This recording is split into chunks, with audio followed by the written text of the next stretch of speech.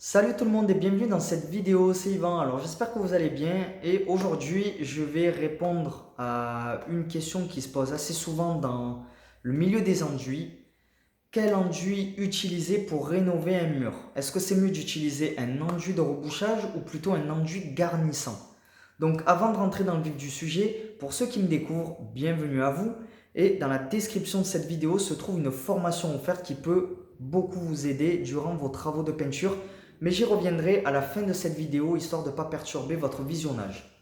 Donc déjà, avant de se poser la question de quel enduit vous allez utiliser, regardez d'abord le support à enduire en lui-même et posez-vous la question, est-ce qu'il est beaucoup abîmé ou est-ce qu'il n'est pas beaucoup abîmé? Puisque quand vous allez répondre à cette question-là, quand je vais vous donner le rôle de chacun de ces enduits, automatiquement vous allez savoir tout de suite quel enduit vous allez pouvoir utiliser. Donc si vos supports ne sont pas trop abîmés, donc qu'il n'y a pas d'énormes trous, c'est pas un mur crépi à rendre lisse ou autre, un enduit de rebouchage va faire parfaitement l'affaire. Voilà.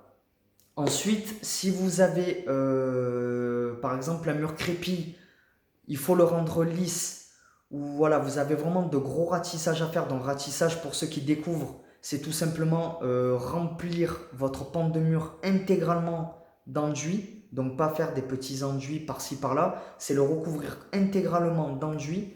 Donc voilà, si le support est très abîmé, vous avez vraiment de gros ratissages à faire, ou un mur crépi à rendre lisse, à ce moment-là, je vous recommanderais plutôt l'enduit garnissant. Comme son nom l'indique, l'enduit garnissant est fait vraiment pour garnir le mur. Donc il va vraiment être là pour reboucher vraiment de gros trous ou rendre lisse des murs crépis. Voilà. Donc pour une grosse rénovation, plutôt privilégier l'enduit garnissant, et pour des petites rénovations par-ci par-là, un enduit de rebouchage fait parfaitement l'affaire. Dans les deux cas, ce que je vous recommande de faire ensuite pour un rendu vraiment au top et un ponçage vraiment très simple, c'est que dans tous les cas, en finition, en dernière couche d'enduit, je vous recommande un enduit de lissage. C'est un enduit vraiment qui a ce rôle-là de lisser. Donc vous allez avoir un très beau rendu et ensuite vous allez avoir une facilité déconcertante pour le poncer.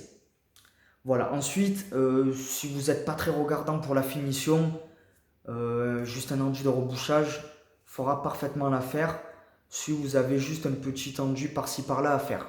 Mais voilà, si vous êtes assez maniaque et vous voulez faire du très bon travail et être fier de votre travail, à ce moment-là, voilà, en finition, utilisez un enduit de lissage. Voilà, donc ben voilà, c'est une vidéo assez courte. Je viens de répondre à cette question-là. Maintenant, si vous regardez toujours cette vidéo et que vous ne voulez toujours pas la quitter, c'est que vous voulez sûrement en savoir plus donc sur cette formation offerte. Qu'est-ce que c'est? Dans cette formation offerte, je vais tout simplement vous donner le processus exact dont vous avez besoin pour réaliser n'importe quel travaux de peinture. Donc ce processus-là, en fait, il va vous permettre en fait de savoir comment se passent des travaux de peinture. Et ça va vous aider à y voir plus clair si vous débutez dans ce domaine-là. Puisque si vous débutez, vous ne savez peut-être pas par où commencer. Donc ce processus-là va vraiment vous ouvrir les yeux en grand. Donc comment ça se passe pour profiter de cette formation offerte? Vous allez dans la description de cette vidéo, vous cliquez sur le lien de la formation offerte, vous déposez votre mail de manière à ce que je puisse ensuite vous envoyer cette formation offerte à votre adresse mail et pour que vous puissiez en profiter. C'est aussi simple que ça.